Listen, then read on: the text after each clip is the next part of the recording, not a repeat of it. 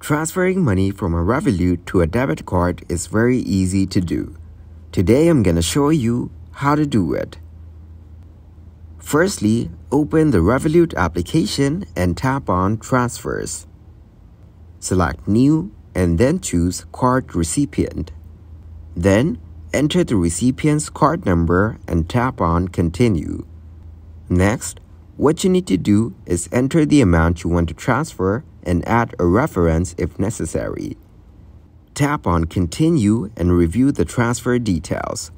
So, if everything is correct, tap on Send to complete the transfer.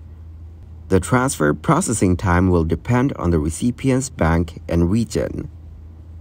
However, it typically takes 1 to 5 business days for the funds to be reflected on the recipient's card. Please note that there may be fees associated with transferring money from Revolut to a debit card.